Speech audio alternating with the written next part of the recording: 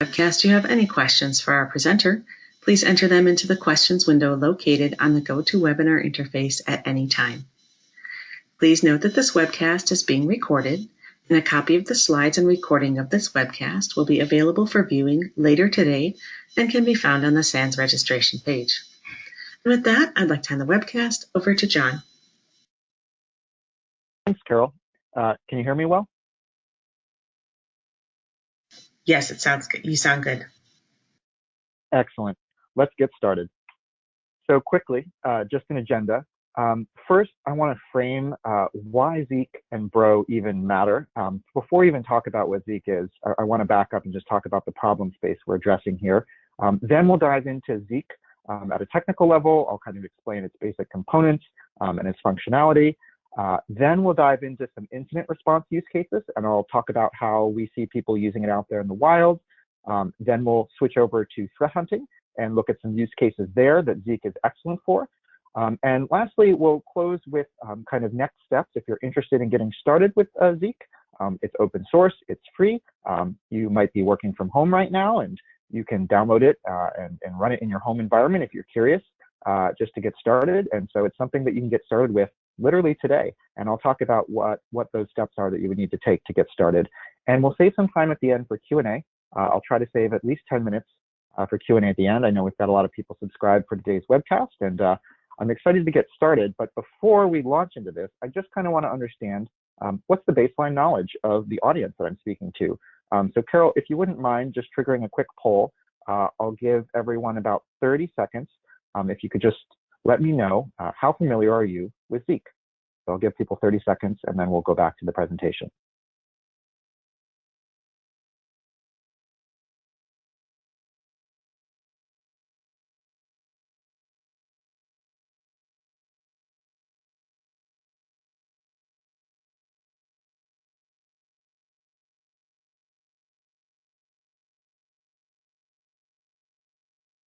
All right, excellent. Let's see here. All right, we've got a good spread of knowledge. About half of the room is just learning about it for the first time or has heard of it and wants to learn more. We've got about a quarter of the room that have played around with Zeek a little bit. There's a couple different ways you might have gotten Zeek. It's part of Security Onion, for example. So a lot of people get exposed to Zeek for the first time through Security Onion. And then we've got, about a quarter of people who are using it, whether they're doing a POC or they're actually using it in production now. One in five almost are using it in production now. That's excellent. I've tailored this presentation to be kind of middle of the road. So for those of you that are more advanced, feel free to ask me questions. I'm not the Uber Zeek expert, but I've been learning about it for 3 years and gotten to talk to the Uber Zeek experts. So I know enough to be dangerous. So if you have specific technical questions, feel free to ask those if you're a more advanced user. But with that, let's get back to the presentation. Carol, you can see my screen? I'm sorry about that. Needed to hide the poll. You can see my screen. Why should you care about Zeek? Yes. Excellent. All right, let's dive in. So again, we'll get to Zeek in just a few minutes, but I want to kind of frame this for the half of the room that has never used Zeek before or has heard about it and doesn't quite know what it is. First, I want to talk about what is this problem that Zeek can even help you with. And so there's an interesting stat that FireEye released as part of their yearly M-Trends report. So this came from 2019's report. And it's a report about many things, but one of the stats that I found super interesting is about dwell time, right? The average amount of time that an adversary sits in your environment before they're discovered. And FireEye's aggregate report found that the average dwell time is nearly 3 months, 78 days. And I find that a really interesting statistic because if you look at it from a network perspective, there are many, many movements that are happening, adversarial movements that are happening over that 3-month period, right? There's that initial, access, right? Someone sends a phishing email. Well, that phishing email has to go over the corporate network. That email might trigger a web page visit. That's an HTTP session. That's a network captured event. That HTTP session might trigger an initial download, and that might be their initial way in to your environment, but all the way back in February. All of those things have network footprints. And as you move along the course of this discovery path until you finally get to the discovery point, those all represent multiple points for us to catch adversaries in network traffic. And yet, as an industry, this is our problem. We, as defenders of the world in cybersecurity, it takes us a long time on average to figure out that there are bad guys inside of our environment. And so the question I have is, why? Why is it taking us collectively, on average, about 3 months to find these bad guys in our environment? Well, there's a couple things I want to talk about. There's threat detection, right? Threat detection technology continues to improve. A lot of the ML-driven kind of improvements that we've seen over the last 5 years have yielded a lot of incredible progress, but it's not perfect technology. And ML is ultimately a tool amongst many in a multi-layer defense arsenal that you should be using. It's not a panacea. It's not a silver bullet. There's no such thing as perfect security ML. Any detection product out there in the market today inevitably is going to get it wrong sometimes. It's going to give you a false positive sometimes. It's going to miss a true positive. And you're going to see something, 30 days or 90 days later that it just didn't catch. And that's okay.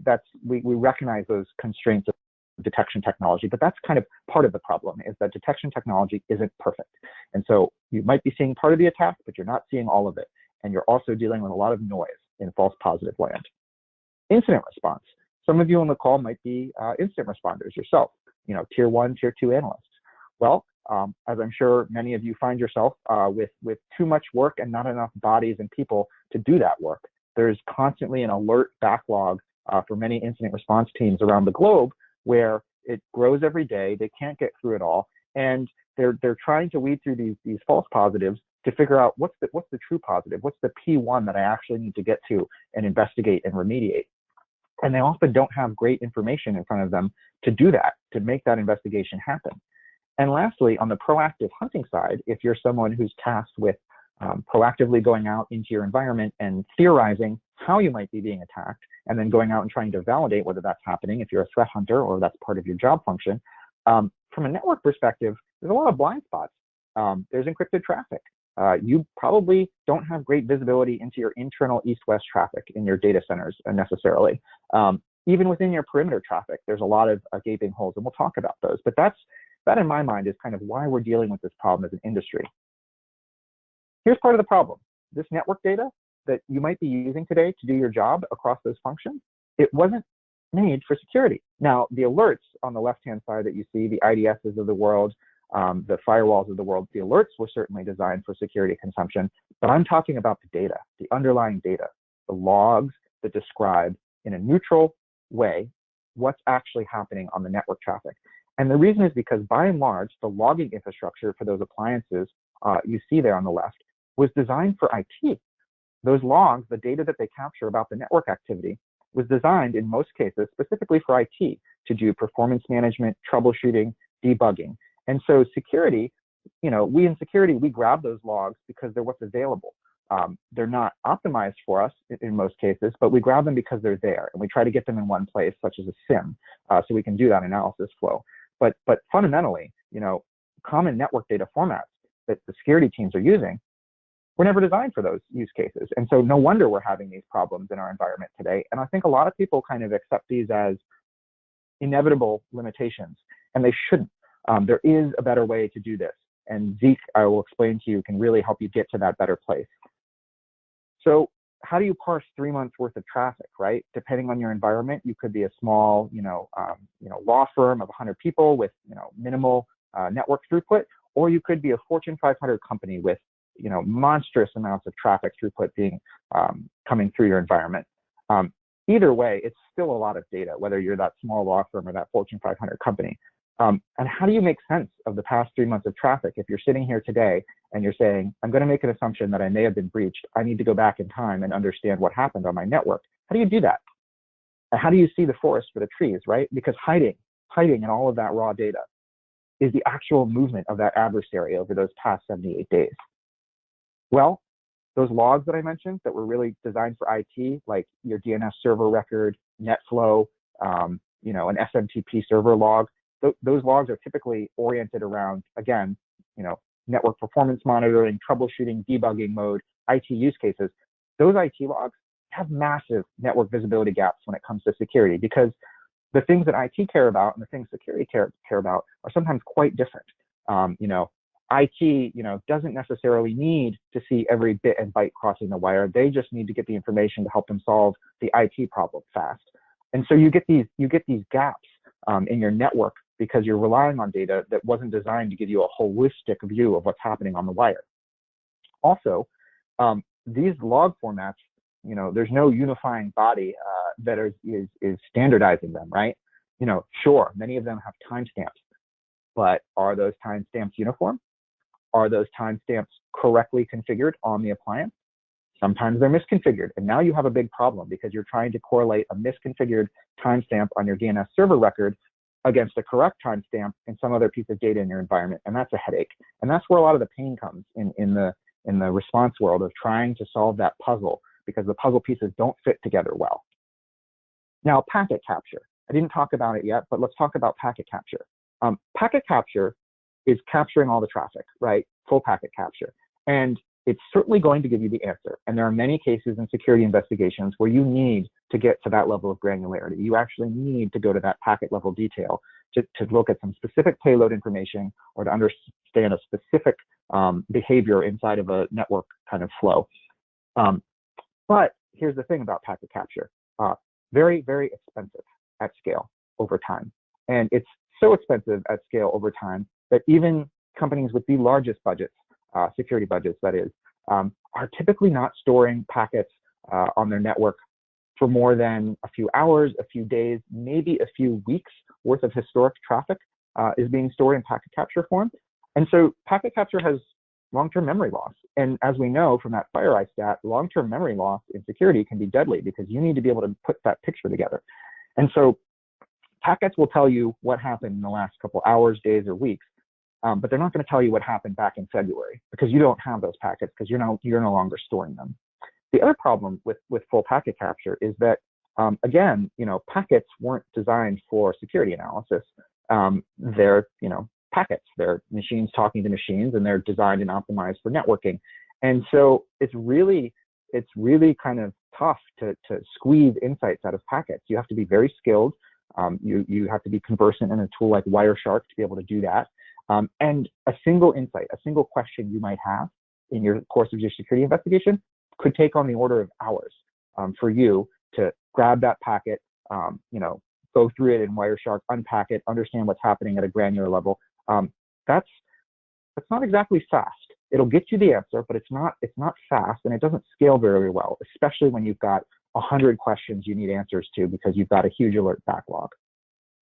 Okay, so I think I've kind of framed the problem of the security space that Zeek can help you with. So what is Zeek? And again, about half of you in the poll said you've kind of heard of it or never used it before, and the other half of you have varying degrees of expertise in this. So I'm trying to cut that middle of the road altitude here. But again, if you have questions, please ask them in the question panel, and I'll save some time at the end, and we can go through Zeek at whatever depth you like. So simply put, Zeek is a out-of-band network security monitoring tool. It's open source. It was used to be called Bro. So it used to be called the Bro Network Security Monitor. It got renamed to Zeek about a year and a half ago, and it's been around for a long time. And I like to call it network security's best kept secret. And I really believe that's a true statement because it's fascinating how many top blue teams in the world use this technology to defend their networks. I'm talking about three-letter agencies at some of the largest, government defensive, organizations in the world, globally speaking. I'm talking about SOCs at, elite banks who are dealing with nation-state actors every single day of their job. It's a tool that's well known and used at the high kind of end there, but it's only in the last couple of years that we've started to see the awareness and use of Zeek democratize kind of below that level where you don't have 7 people fully staffed ready to threat hunt. That's a pretty rare thing to see in a SOC. That's typically something only a very large company or government can afford. So if you're a team of 1 or a team of 3, you might say, oh, Zeek's not for me, it's too much work. But I've got to tell you right off the bat, that's not true. all you need to do is be ready to roll up your sleeves and get comfortable with data, and a team of one can take Zeek and do incredible things. I've seen it happen myself. I've seen a guy who struggled with all of the things that I just talked about in his SOC. You know, he was a team of one, very large organization for his particular role, and he instrumented Zeek in his environment, and he said he reduced his average incident response time by 95%. He took it down from about 3 hours to about 5 minutes per incident, and it made his life easy, beautiful, and it made him better at his job. He enjoyed his job more because of the Zeek data, and it only took his interest in Zeek and willing to experiment and learn something new to totally fundamentally change his job. And that's the power of Zeek. And simply put, Zeek does three things. It takes all your raw network traffic and it converts it into connection-oriented protocol logs. So the logs themselves are all oriented around the idea of a network connection. And we'll talk about what that means and the implications of that later in this presentation. But for now, all you need to know is it takes all of the raw traffic and all of its kind of nitty-gritty volume and packets and machine code, and it turns it into these beautiful logs designed specifically for security use cases. And that's really important. That means all of the fields that get extracted in these logs have security value. There's no fat in Zeek logs because every single field is in there because it has relevance to security. Second, Zeek actually can extract files and reassemble them from wire traffic. So files are often a primary vector of threats. And so, you know, you need to be able to analyze files that are crossing your network today. Zeek can do that. It can take those packets and reassemble them into their file. It supports hundreds of file types you can extract, and then you can send those downstream to analysis tools. You can put them in a sandbox. You can store them for later forensic analysis if you need. It extracts files. And the third thing Zeek does, and this is the most kind of advanced use case of Zeek, is that Zeek is actually just a programming language. It's a Turing-complete programming language that its baseline configurations and settings, when you take it out of its box, so to speak, generate the logs that I just talked about and give you the option to extract files.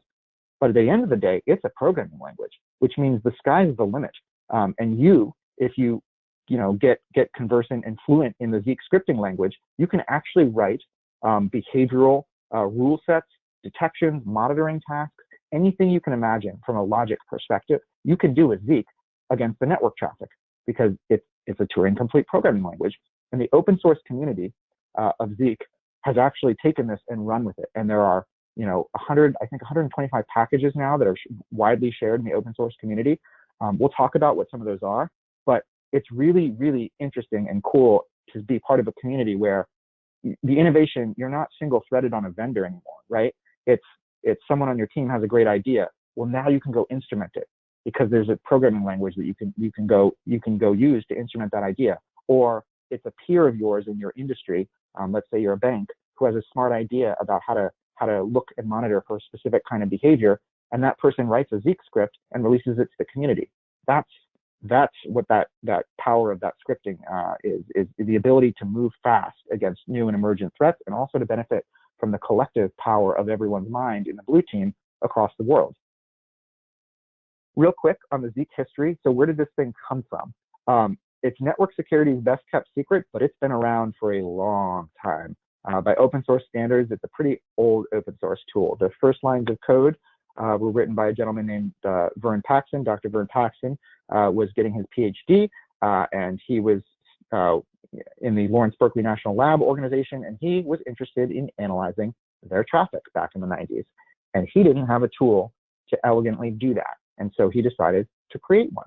And that was the genesis of Bro. He named it Bro back then because he wanted to make it known that this was a tool, and as a technology, it's neutral, but it can be used for good and it can be used for bad. And so Bro actually is homage to Big Brother, George Orwell's book. And it was just this idea that this is a very powerful monitoring technology, and that in the wrong hands, it can be used to do bad. And just to remember that when you're using it. And so that was the genesis of Bro. It was named Bro for the better part of 20, 25 years. And about a year and a half ago, just because the Bro name didn't really work anymore in the world that we were in, and certain organizations were reacting negatively to it, and CISOs were saying, that sounds silly, I don't want to do that project, why it's called Bro. the open source leadership team decided we're going to change the name, and so they changed it to Zeek, which has kind of origin all the way back to the beginning of the creation of the project. But that's another tidbit that we don't have time to talk about. But that's just quickly the genesis of this project. It was usually used in the government and the high-end education sector for the first decade or so of its life, and it was only in the last decade or so that we've seen widespread enterprise adoption of this technology. And that's because the problems that governments faced, 15, 20 years ago, in terms of nation state actors, advanced persistent threats, really sophisticated adversaries, and a need to understand their network traffic at a holistic and fast level, that's now everyone's problem. You don't need to be a three-letter agency or a major Fortune 100 company to have that problem.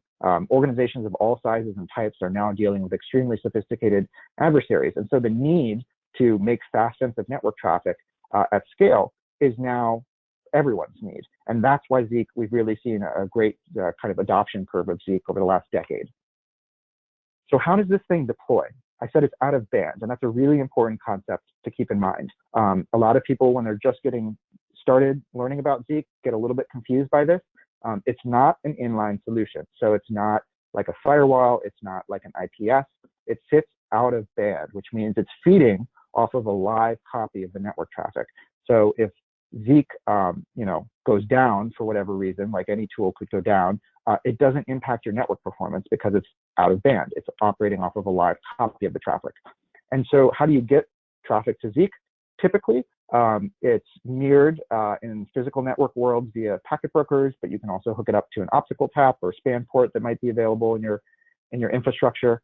As long as you can get Zeek packets, Zeek is agnostic about the source of those packets. It understands all packets. You give it packets, it knows what to do with them. The output of Zeek, as I mentioned, kind of the three things Zeek does, right? Logs, extracts files, and can generate custom insights based on its programming language. Those data outputs get streamed down to other tools. So Zeek doesn't store the data for you. Zeek doesn't provide you a UI. Zeek's not a SIEM. Zeek is simply a transformation layer, a translation layer, if you will, that sits in between your network and the security tools that you use every day in your job. And so you can stream these logs and you can stream these custom insights to your data lake tool of choice, your SIEM of choice, your analytics tool of choice. You can take those extracted files and send them to a file analysis platform like FireEye. There are 50+ vendors out there that accept Zeek data. So I really don't feel that it's an overstatement to say that Zeek is an industry standard and a gold standard at that. You'll also be surprised to learn that some of your favorite or well-known security tools in the networking space, they use Zeek. They use it under the hood. Some of the vendors don't talk about that, but because it has become this kind of gold standard network data format, and because it's open source, security vendors themselves have adopted it. So you'd actually be surprised to learn that Zeek is one of the engines running under the hood of some of your security tooling already, potentially. Now, there's two other things you might see in this diagram that are a little bit more advanced use cases, but I'll just touch on them really quick. Zeek is a very flexible, extensible framework. It's a programming language. It's a protocol parsing engine library. It's a lot of things. But one of the really cool advanced things you can do with it is inject it with your own data to make it even smarter. And so that environment-specific data that you see at the bottom there, there's something called the Zeek input framework, and that allows you to inject your own intelligence into the data set to make the downstream workflows even better. And I'll give you a quick example of what that might be. I heard of someone who took that functionality and they overlaid the IT contact info and help desk contact info of various servers they had around various branch locations, and they injected those phone numbers and emails and names and ownership directly into the logs. And so that meant when someone saw a problem with some particular protocol and some particular activity, they could immediately identify it with the server located there, and there they had a number to call to immediately address the problem. That's the power of this thing. It's the ability to automate and make your operational flow extremely efficient and extremely well-tuned to your environment. You can also inject intelligence feeds into Zeek data, and Zeek will pre-process the logs against those IOCs. So you can subscribe to something like, ET Intelligence Pro or the free version, and you can actually do intel matching, again, Zeek logs, and those intel matches create their own Zeek log called a notice log.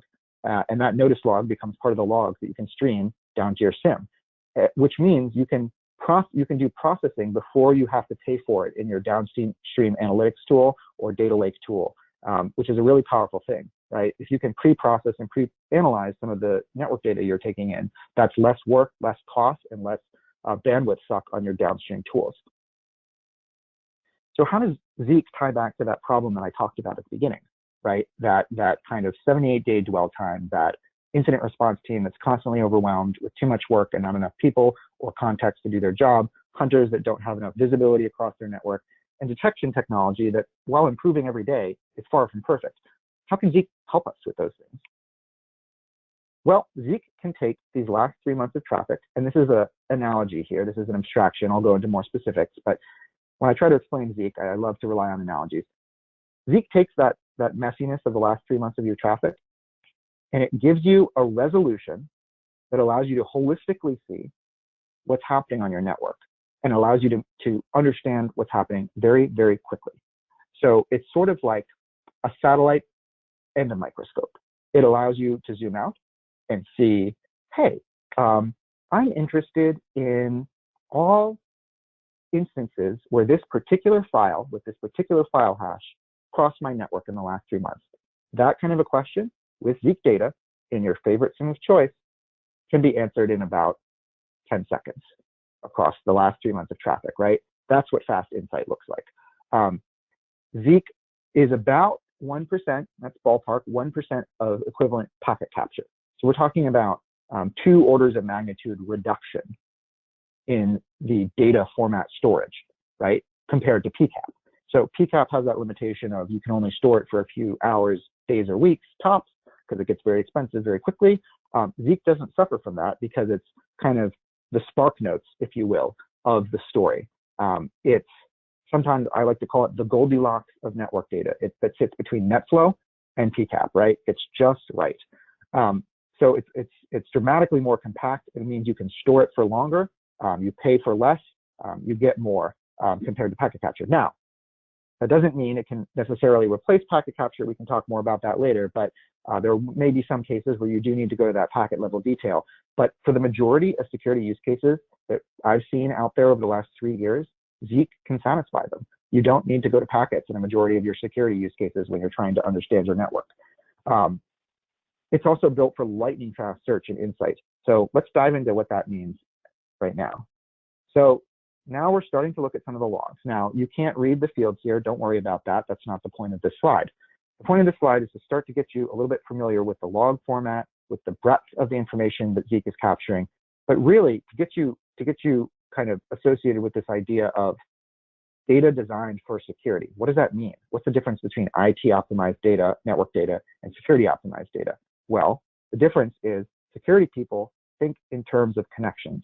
And to them, tracking a connection across port and protocol is an exceptionally crucial task in the world of security.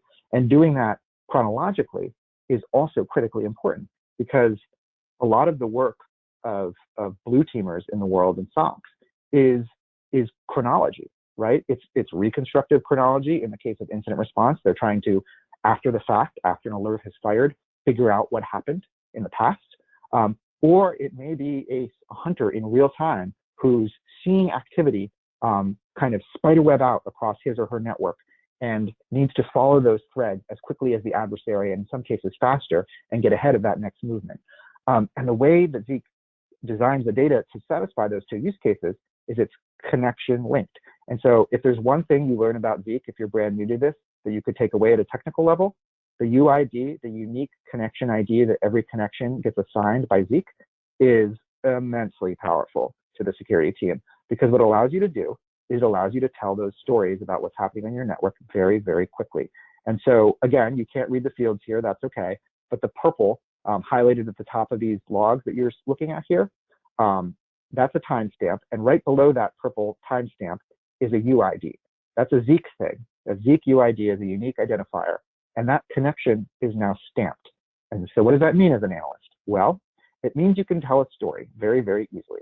So the connection log is the master connection log. It's sort of like NetFlow on steroids is a good way to think about it. And let's say you're an analyst sitting in your SIEM and you're saying, hey, I'm investigating something, or hey, I have a theory about something I want to go threat hunt here. Well, now with Zeek, if you start on the left and you say, I'll start with this connection log here. Something about this seems a little off. I want to pull on this thread. Well, if you pivot on that connection ID, which is an alphanumeric string, it will pull up all the other logs. And now you can tell a story. You can say, a connection was established. Number one, a DNS request was made. A separate DNS log gets generated. That DNS request was successful and initiated an HTTP session. Now an HTTP log gets generated.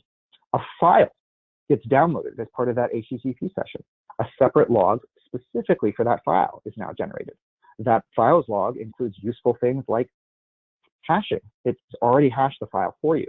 So with one click, if you've got a VirusTotal extension, for example, you can now check that hash really quickly and keep moving in your investigation. Maybe that file gets attached into an email, and now you have an SMTP log. That story that I just told, you might take that for granted. That might not sound that impressive. But if you've ever rolled up your sleeves and tried to reconstruct that story without something like Zeek, you know that that can take a while. You know that in some cases, you may not even have the data to tell this story. Your IT team might have decided to turn off the DNS server log because it impacts DNS performance. And so suddenly that DNS visibility piece of this story I just told you, gone. You don't have that anymore because IT controls that data, not you.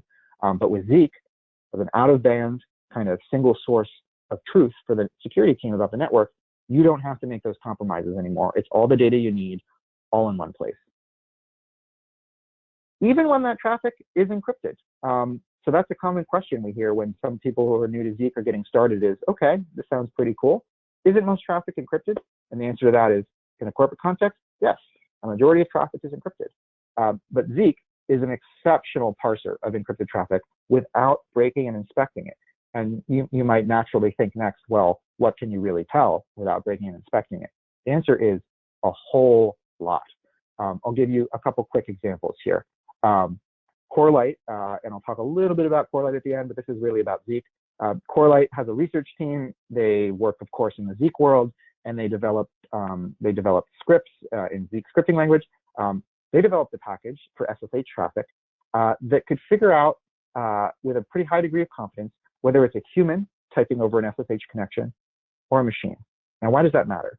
Well, if you're tracking incoming SSH connections into your environment, or you have an externally exposed public-facing SSH server, you might want to know about that, right? You might have a development team in a certain satellite office who's authorized to SSH into that protected server. And you can document that, right? You can say that's humans typing over the line, connecting into SSH. That's okay. That's coming from the IP space that's authorized. They went through multi-factor authentication. Everything's good. But what if you start to see an unknown connection coming in from an IP space that you're not on your radar, and it's a human typing? That's something worth pulling on. And because of the UID, the connection-oriented nature of this project in Zeek, you can pull on those threads because yes, a lot of traffic's encrypted, but if you're talking about an attack, there's almost certainly parts of that attack that are unencrypted, and you can pull on those threads using the UID to reconstruct what's happening or what happened very easily. You can also do really cool things like fingerprint SSL connections. So you can actually hash the kind of characteristics of the client-server SSL negotiation and start to track SSL in your environment, which can be very useful. You can start whitelisting known good SSL, and then you can start getting early visibility into unknown SSL connections coming into your environment. So that's just two examples of the many things you can tell without breaking and inspecting that Zeek can help you with. The other thing I'll just say here quick is there's a lot of traffic that's unencrypted out there still. And a lot of organizations get surprised actually when they instrument Zeek at scale to learn, hey, that stuff we thought was supposed to be encrypted, or over here that we just assumed was encrypted, it's not encrypted. And that in and of itself can be an interesting insight. But nonetheless, there's still a ton of unencrypted data to analyze in your environment with the Zeek can help you with. So let's double click on a data set and just take a quick look at closing the security gaps of what Zeek data can do for you, right? So here we have a sample DNS server log at the bottom, right? And above it, we have a DNS log that comes from Zeek. And already you can see that there are a couple things in the DNS log that are missing from your typical DNS server log. Notably, the response of the DNS query, that can be pretty important in the security context. You might not care about that as much in the IT side of the world. Consequently, that DNS server log doesn't capture the response returned by that DNS query. But in the security world, DNS responses are pretty important to have visibility into. I have an example later on for the hunting aspect of this presentation that specifically drives this home, but let's just save it for that example. I'll connect the dots here about why response is important. One other thing I'll just quickly call out here is the 5 tuple, that blue string you see there in the second line of the Zeek DNS log. That's also a really important thing that Zeek is capturing in its DNS log, and it allows you to do really cool things. There's something called community ID that actually hashes the 5 tuple. So it gives you a common identifier for flows, which means you can now pivot out of Zeek into your other tools that support community ID. So I believe it's supported now by Elastic, Moloch, which is an open source tool. Suricata supports community ID. A number of security tools have adopted community ID in the last 6 months.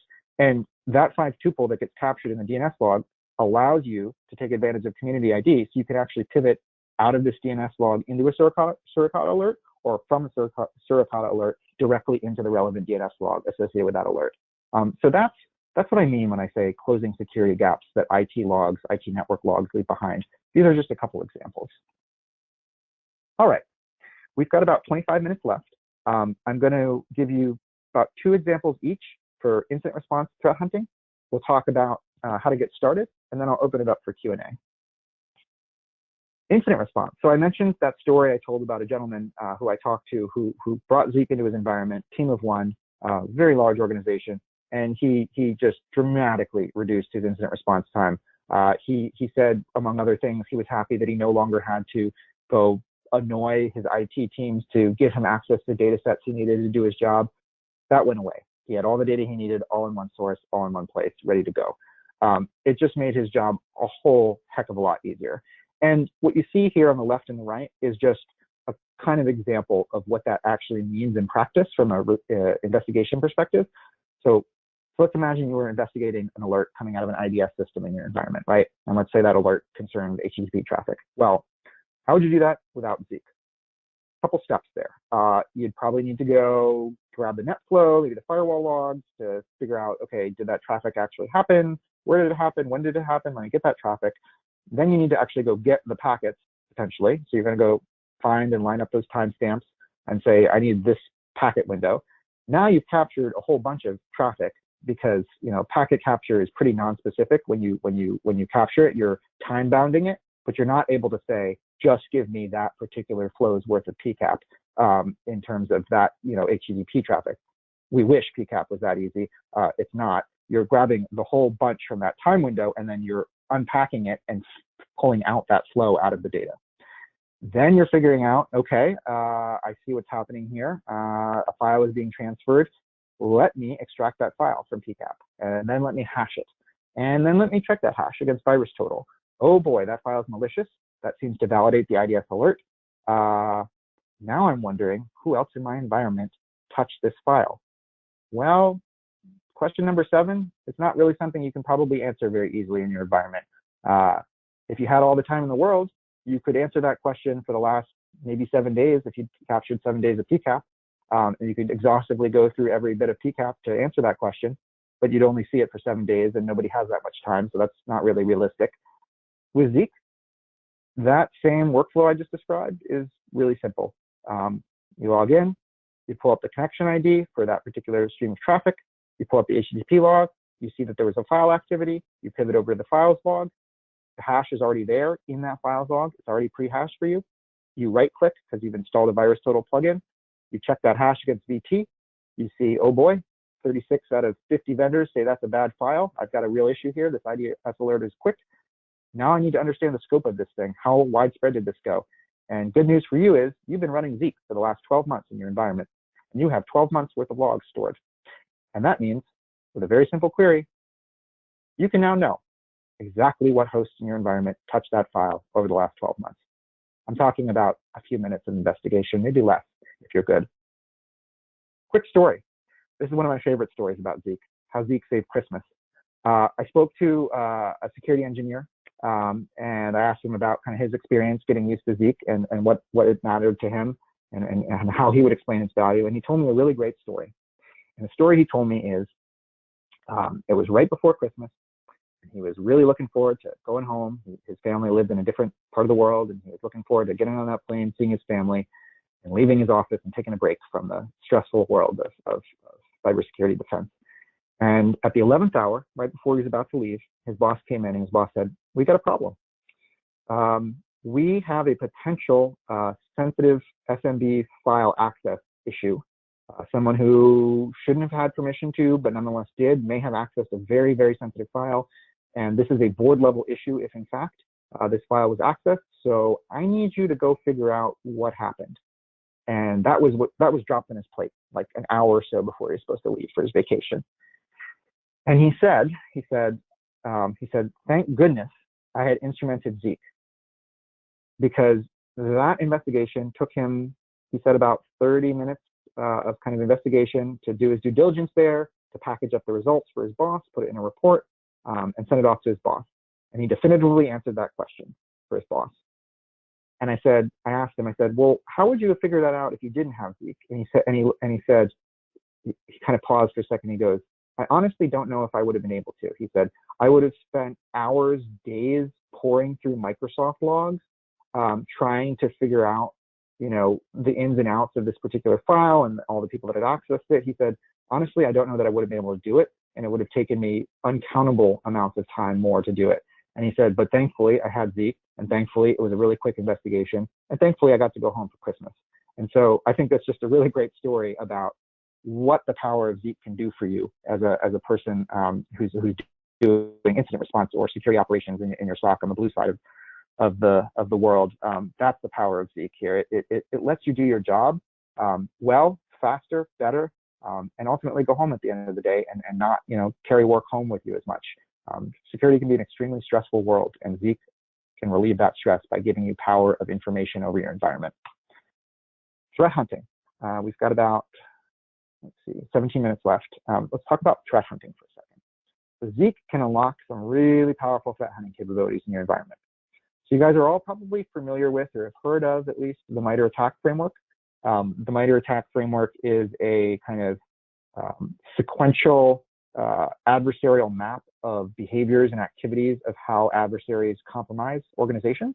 And so it's kind of not an direct evolution, but it's kind of the next generation of kind of the kill chain kind of that was popularized about a decade ago. MITRE ATT&CK is kind of top of mind for so many people out there right now in the security world. And Zeek is a really, really great friend of the MITRE ATT&CK framework. Zeek data, all of those rich logs that parse dozens of protocols, 50 different log types, kind of helps you tell the story of your network traffic. They can help you with a lot of TTP discovery across the MITRE ATT&CK framework. So what you see here on screen are all of the attack TTPs that Zeek data can help you find in your environment. Now, I don't have time to go through many of them, but I'll talk about one in particular. But if you're interested in learning more about these, Corelight actually has a web tool we've built. So if you go to corelight.com and you go to use cases, there's a MITRE tool. And we've actually done the work to explain how every single one of these TTPs can be discovered with the data. And in many cases, we've provided kind of example queries or step walkthroughs about how you can find this kind of activity in your environment. But needless to say, there are quite a lot of TTPs you can discover with MITRE ATT&CK. So if you're a hunter and you're out there looking for this adversarial behavior environment, you should probably have some Zeek data with you. It's a really nice complement to EDR. EDR is really strong on the front half of the attack framework.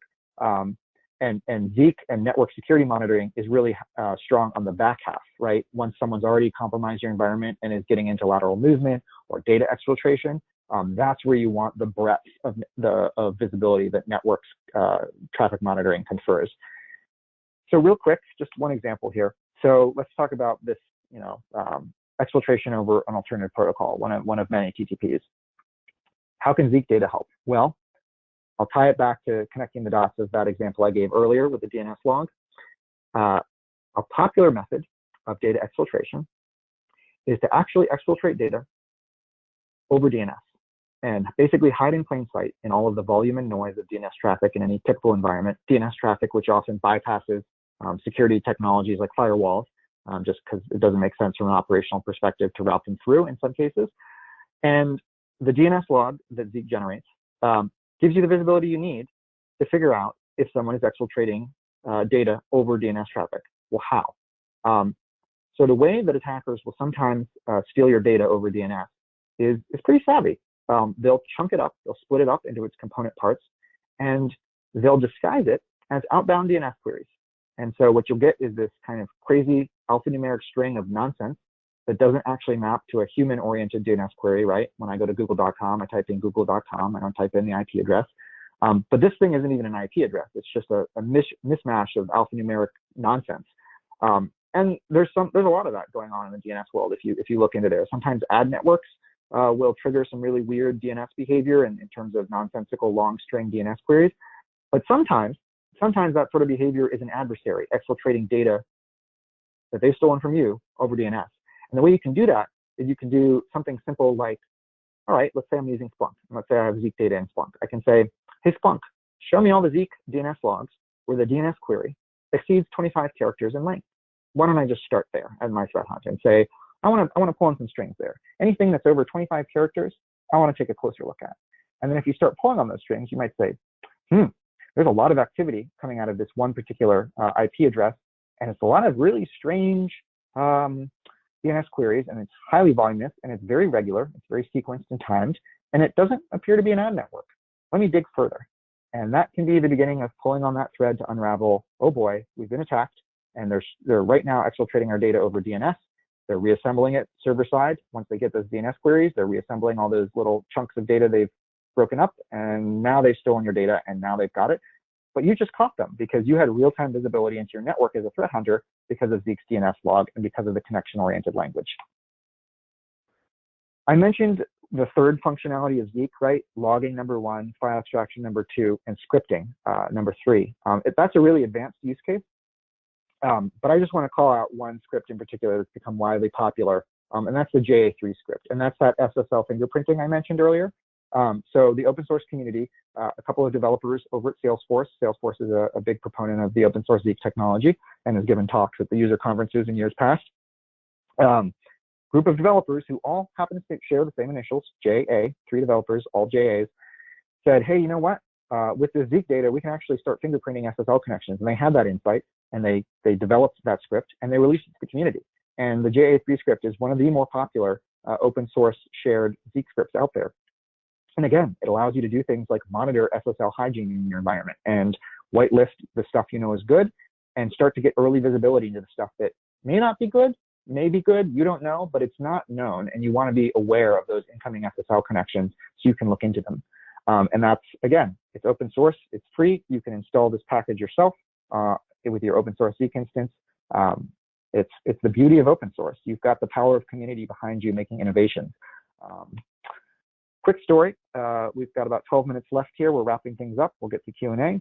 I talked to 2 threat hunters who worked at a very large bank, a bank we all know, a bank I'm actually a customer of, and they're big fans of Zeek, big fans of Zeek.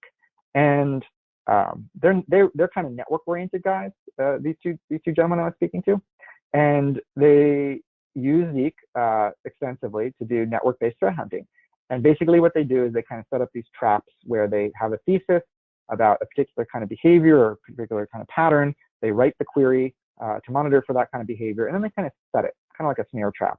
And they just let it run in their environment for a week or 2 weeks or a handful of weeks, and they just see what they catch.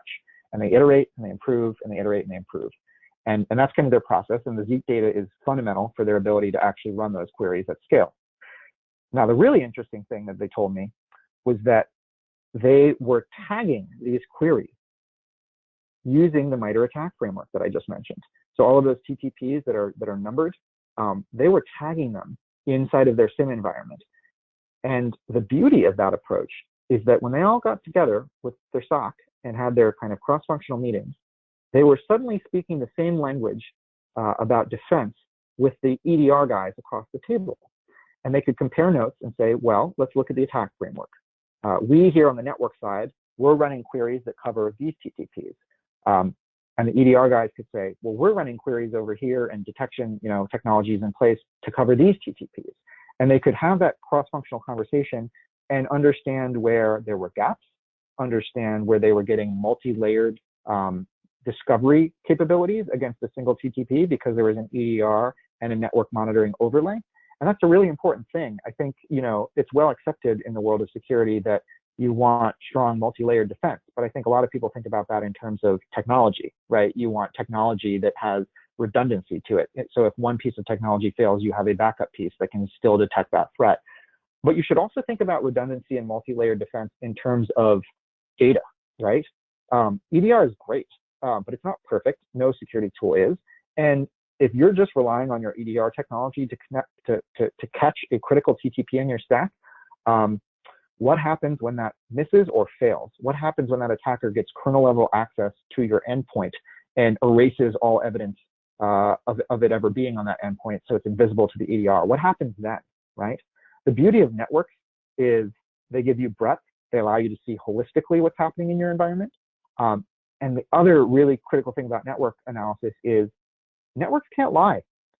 Adversaries can do a bunch of really sophisticated things to try to hide their network traffic patterns and disguise themselves and look like other things and hide in plain sight and encrypt their traffic. There's a lot of stuff they can do to hide. But at the end of the day, just like everyone else, attackers have to push packets. And if you capture those packets and you analyze them in a format that you can store over a long time and search quickly, suddenly the asymmetric advantage lies in your hands, not theirs, because they can't hide those packets. They have to push those packets. And so unlike an EDR system where if they can get that root level permission and start to really mess with the fundamental kind of base layer of the system and render EDR, irrelevant, or do, advanced things like kind of fileless or BIOS malware that some EDR products may not catch, networks are there for you.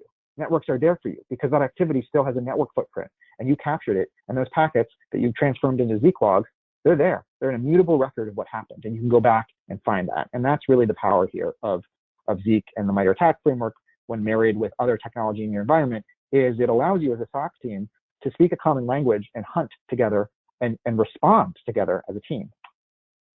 So getting started with Zeek, we've got about 8 minutes left, so I'm just going to fly through this real quick and we'll get to some Q&A. It's open source, it's free, zeek.org/git-zeek. The documentation is really good. The website just got relaunched a couple months ago. It looks beautiful. Go there, all the instructions you need to get started right now in your home lab. You don't need heavy equipment to run Zeek. If you're doing it in a home lab environment, you can get it started on something as simple as a Raspberry Pi. Join the Zeek mailing list. There's an email listserv that's pretty active. People ask questions, help each other out. There's a Slack group. Join the Slack group.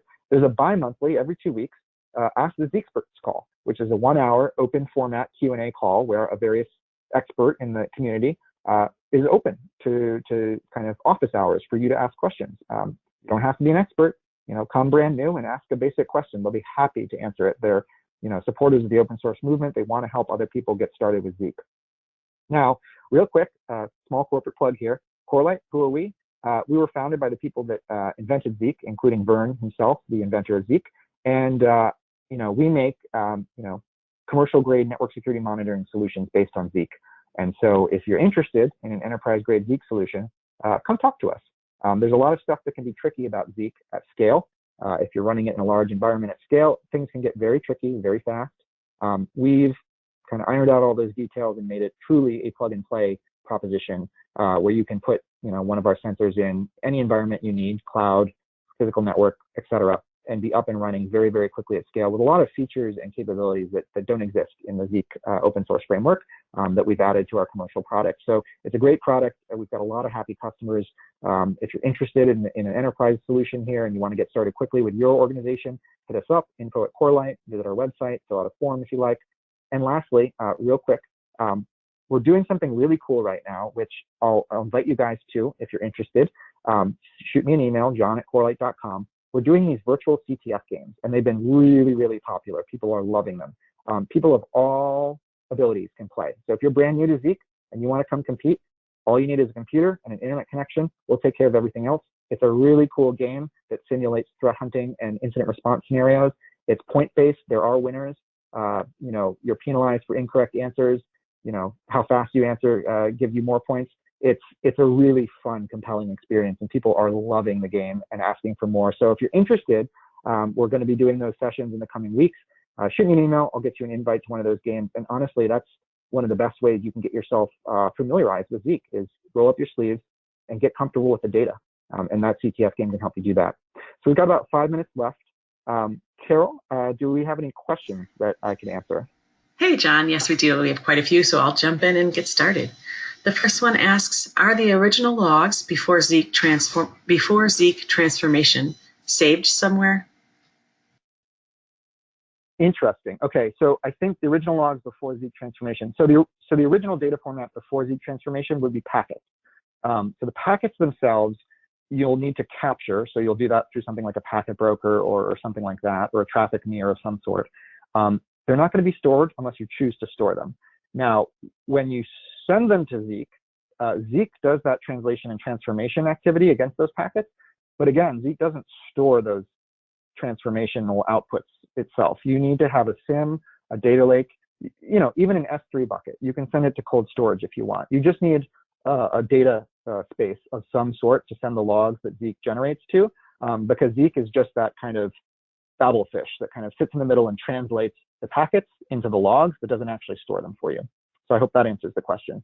Storage is kind of incumbent upon the user. All right, thanks.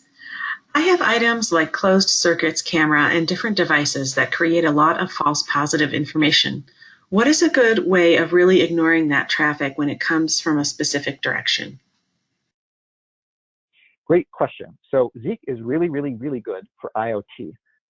So like you've got cameras, you've got printers, you've got thermometers, whatever. The world is increasingly more connected. And often those things can be noisy. Often those things can generate false positives. Often those things are using protocols that are not widely distributed or understood or even proprietary in many cases. And the great thing about Zeek is, one, it's connection oriented. And so it'll capture those connections, right? It doesn't matter what the IoT device is, it's still a network connection. So you'll be able to see that security camera connecting out and back and forth.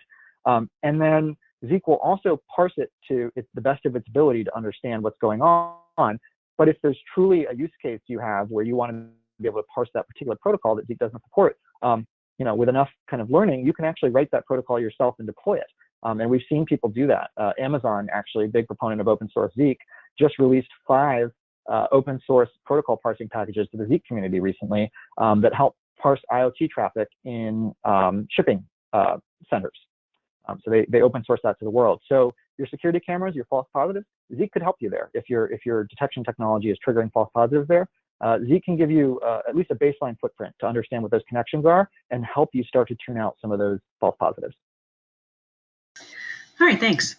Is connection UID transient? Can I think of it as a hash of the source? And I think it says dest IP address and port. Is it transient? So it's not transient in the sense of the connection gets its own unique ID and that's unique to that particular connection. It's transient in the sense that it allows you to traverse port and protocol activity across time and follow that connection as that person is moving across port and protocol. I hope that answers the question. I'm not sure I quite understand, but I hope that answers the question. Okay, well, maybe they can reach out directly to you if they need further clarification. All right, this next one says, with Zeek, you can integrate event generate in OT network devices, ?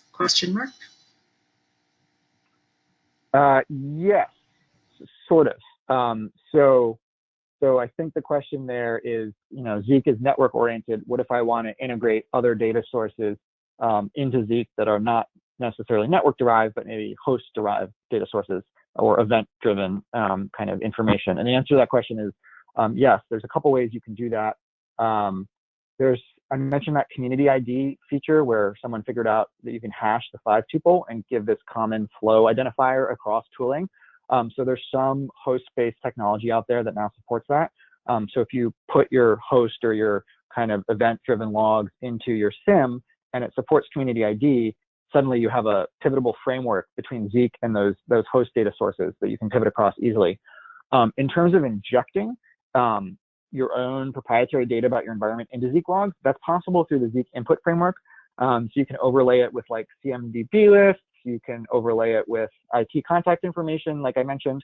Basically anything you can tie to an IP address, you could inject into Zeek natively and make it part of the logging format itself. So if you have an IP address and you have some information mapped to that IP address, yes, you can put that into Zeek's logging framework.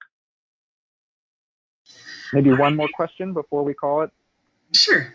How do you get company buy-in to support an open source tool as opposed to them relying on vendor support where they can lean on them fixing their own issues? That's a great question. You know, I'm biased. I work for Corelight. We're a commercial entity. Of course, you know, it's my business to create Corelight business, and we're a commercial entity. But at the same time, we are huge supporters of the open source movement. We contribute in many ways, you know, monetary, development, open source community events to continuing to support it. So if you want to go use open source, that's a huge win in my book. And so if you're making the case to open source to your team, I think there's a couple good arguments to make. You know, it's a learning opportunity. It's going to make your people you've invested in that much better at their jobs because they're going to actually fundamentally understand what's happening, not just be end users of a tool. They're actually going to understand it at a fundamental level. And honestly, one of the biggest bottlenecks in security, as we know, is people. It's really hard to hire good people, and it's really hard to retain good people. And open source technology that's transformational and really sticky, like Zeek, can be a really great tool to, you know, help people grow in their careers, retain them, and just make them better responders. Now, I will say, as I mentioned, at scale, I just want to warn you, open source Zeek can be pretty tricky to set up and run at scale. It can take weeks, months. In some large organizations, we've seen it take years to get to a state where they've correctly kind of tuned it to their satisfaction. So, you know, I don't want to dissuade you from trying open source, but at the same time, just be aware that it's a pretty heavy lift if you're going to be deploying Zeek at production scale in any sophisticated, you know, enterprise environment.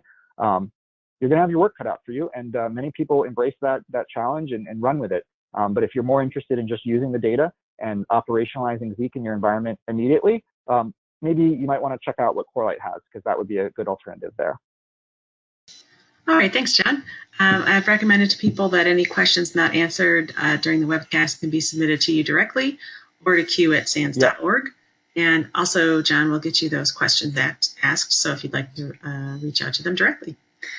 So thank you so much, John, for your great presentation, and to Corelight for sponsoring this webcast, which helps bring this content to the SANS community.